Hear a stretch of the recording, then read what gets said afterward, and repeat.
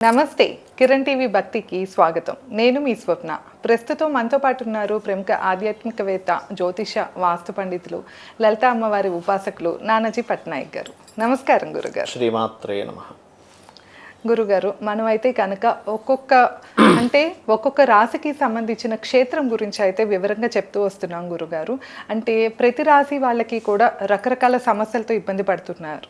అంటే వాళ్ళ ఎదుగుదల కోసం పోరాడుతూ ఉంటారు కదా. ఈ ఎదుగుదల కోసం అవ్వనియండి, లేకపోతే ఎలాంటి సమస్య ఉన్నా కూడా పరిష్కారం దొరకాలి అంటే క్షేత్ర మహిమ అనేది ఉంటుంది. సో ఆ క్షేత్రాన్ని దర్శించుకుంటే మంచిదని చెప్తూ ఉంటారు కదా. సో అలాగే ఇప్పుడు సింహరాశికి సంబంధించిన క్షేత్ర దర్శనం ఎక్కడికి వెళ్ళాలంటారు? ఈ విషయాలు ఒకసారి అన్ని తెలియజేస్తారా గురుగారు? తప్పకుండా అండి. ఫస్ట్ ఆఫ్ ఆల్ ఏంటంటే అసలు క్షేత్రానికి ఎందుకు వెళ్ళాలి, ఈ క్లారిటీ ఫస్ట్ మనకు తెలియాలి. అవును. మన ప్రమేయం లేకుండా మన లైఫ్లో ఒక్కొక్కసారి కొన్ని పాపగ్రహాల యొక్క మహాదశలు కానీ అంతర్దశలు కానీ వచ్చినప్పుడు లేదా పిశాచ బాధ యోగాలు ఉంటాయి కొన్ని. అంటే పిశాచ బాధలు అంటే వీళ్ళ మీద ఎవరు ప్రయోగం చేయక్కర్లే, వెళ్తూ ఏదో తొక్కారు, లేకపోతే ఏదో ఎక్కడికో వెళ్ళారు, అక్కడ కొన్ని నెగటివ్ ఎనర్జీస్ వీళ్ళని పట్టుకుంటాయి. అలా ఉన్నప్పుడు దీనికి చాలా మార్గాలు ఉన్నాయి. సున్నాల పన్నం అని ఒకటి ఉంటుంది, అది ప్లే చేసుకున్న ఇంట్లో ఉండే పిశాచ బాధలు తగ్గుతాయి.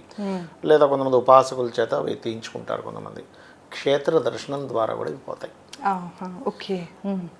ఎందుకు అంటే ఒక క్షేత్రం యొక్క పరిధి ఉన్నది ఒకటి ఉంటుంది, అంటే ఇన్ని కిలోమీటర్ల పరిధి అని.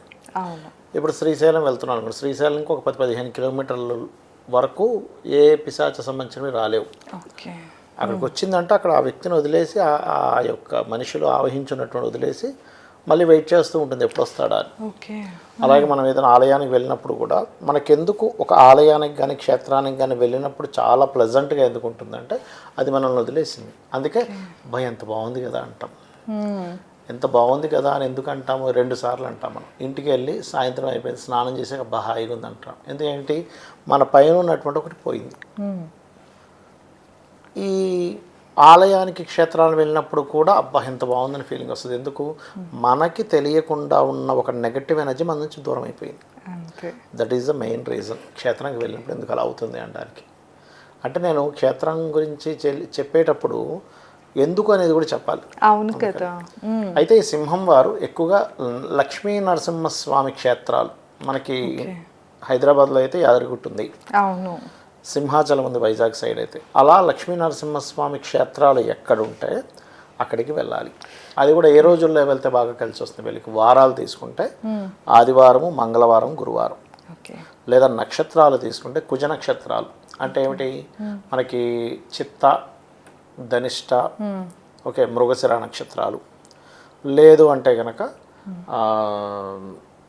ఇంకా కుజ నక్షత్రాలు ఇంకేవైతే ఉంటాయో, లేకపోతే గురు నక్షత్రాలు చెప్పుకున్నాం అంటే పునర్వసు, విశాఖ అండ్ అదేవిధంగా పూర్వభద్ర. లేదంటే రవి నక్షత్రాలు కృత్తిక, ఉత్తరాషాఢ. ఈ నక్షత్రాల్లో వెళ్ళొచ్చు. లేదా ఈ వారము నక్షత్రం కలిసి వస్తే ఇంకా మంచిది. వీళ్ళు అక్కడికి వెళ్ళి ఆ దేవతామూర్తితో పాటు అక్కడ ఒక మంత్రం, దత్త చరిత్ర పారాయణం చేయడం కానీ, దత్త మంత్రం కానీ చదివితే వీళ్ళకి రుణబాధలు ముఖ్యంగా తగ్గుతాయి. రుణబాధలు, రోగబాధలు. అనవసరంగా మనకి చూడండి బయట అంటూ ఉంటారు, ఏమంటారండి, ఏం చేసినా సరే అందరి కళ్ళు పడుతున్నాయి, అంత దిష్టి పడుతుంది. ఆ యొక్క నెగటివ్ దిష్టి కూడా తగ్గుతుంది. పసుపుతో లేదా గంధముతో అక్కడికి వెళ్ళి పూజ చేసుకోవాలి. మనకి కనీసం ఒక్క రోజైనా, ఒక పూర్తి రోజు, ఒక రాత్రి అయినా ఉండాలి, లేదా 3 రోజులైనా ఉండాలి, 7 రోజులైనా ఉండాలి అంటూ ఉంటారు. ఎందుకంటారంటే మనం ఎంతకాలం అక్కడ ఉంటే ఈ మనల్ని విడిచిపెట్టినటువంటి ఒక నెగటివ్ కర్మ అనుకోండి, నెగటివ్ ఎనర్జీ అనుకోండి, అది ఉండలేక ఇంకో దగ్గరికి వెళ్ళిపోవడము డైవర్ట్ అవుతుంది. సర్వసాధారణంగా మనం ఏదైనా ఆలయానికి వెళ్ళినప్పుడు ఆ వెళ్ళిన ఆలయంకి వెళ్ళి బయటికి రాగానే మళ్ళీ పట్టుకుంటుంది ఈ జీవుణ్ణి. లోపలికి రాదు కానీ బయట ఉంటుంది రెడీగా. సరే వీడు వెళ్ళాడు కదా బయటకు వస్తాడని. అందుకే క్షేత్రాలకు వెళ్తే నిద్ర చేయాలని ఎందుకంటారు అంటే ఒక రోజు గడిచినప్పుడు, ఒక రాత్రి పగలు అయినప్పుడు ఆ ఎనర్జీ ఇతను పట్టుకునేటువంటి స్థితి తగ్గిపోతూ ఉంటుంది. అది ప్రధానంగా అక్కడ కూర్చొని అక్కడ జయ గురుదత్త, శ్రీ గురుదత్త అనే నామస్మరణ చేయడము, లేకపోతే దత్తాత్రేయుని చరిత్ర చదవడము, లక్ష్మీ నరసింహస్వామి యొక్క కరావలంబ స్తోత్ర పఠనం చేయడము, లేదా శక్తి ఆలయాలు కొన్ని ఉంటాయి మనకి, శక్తిని ఇచ్చేటువంటి కొన్ని. ఇప్పుడు కామాఖ్య ఉంది, శక్తి పీఠాలు అంటారు. శక్తి పీఠాలకు కూడా వీళ్ళు వెళ్ళవచ్చు. వీళ్ళ జీవితంలో పూర్వజన్మ కర్మను తగ్గించుకోవాలన్నా, వీళ్ళకంటూ ఒక లైఫ్ చేంజ్ అవ్వాలన్నా ఎక్కువగా ఈ క్షేత్రాలకు వెళ్ళాలి వీళ్ళు. గురుగారు ప్రస్తుతం వచ్చేసి వీళ్ళకి అష్టమ శని నడుస్తూ ఉంది కదా, సో దీని ప్రభావం తగ్గించుకోవాలి అన్నా కూడా ఈ టైంలో వెళ్ళొస్తే మంచిదేమో కదా. మంచిదే. అయితే అష్టమ శని ఎప్పుడు కూడా ఎలాంటివి ఇస్తుంది అంటే వీళ్ళు పర్టికులర్గా వీళ్ళు చెయ్యనటువంటి విషయం వీళ్ళ మీద పడి నిందపడడం, వీళ్ళ మీద బయట కావాలని ఒక నిందలు వేస్తూ ఉంటారు కావాలని. సింహం వారికి ఇప్పుడు మీరు అష్టమ శని మనం చేయని దానికి ఒక నిందపడి మనం దాన్ని తట్టుకునే శక్తిని ఇస్తుంది.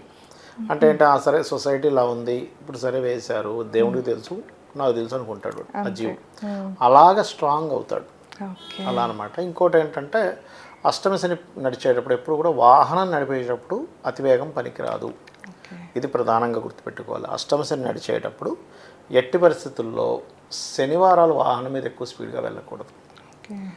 తాతగారి ఆస్తి విషయంలో తొందరపాటు నిర్ణయాలు తీసుకోకూడదు అష్టమ శని నడిచేటప్పుడు. ఇవి ప్రధానంగా పాటించాలి. నువ్వులు దానంగా ఇవ్వడం, నూనె దానంగా ఇవ్వడం. క్షేత్రాలకు వెళ్తారు కదా, ఇప్పుడు మన క్షేత్రం గురించి మాట్లాడడం. క్షేత్రంలో ఆయిల్ కనుక వీళ్ళు దీపారాధన కనిచ్చిన, క్షేత్రాల్లో లక్ష్మీనరసింహస్వామి క్షేత్రాల్లో కానీ క్షేత్రానికి వెళ్ళలేని వారు ఇంటికి దగ్గరలో ఉండేటువంటి లక్ష్మీనరసింహస్వామి ఆలయంకి వెళ్ళి అక్కడ దీపారాధన చేసిన తెలుసుకున్నాము. ఇంకా మీకు ఎలాంటి సందేహాలున్నా, ఎలాంటి సమస్యలతో ఇబ్బంది పడుతున్నా కూడా స్క్రీన్ పైన స్క్రోల్ అయ్యే నెంబర్కి కాంటాక్ట్ అవ్వచ్చు. ధన్యవాదాలు. నమస్కారం. శ్రీమాత్రే నమః.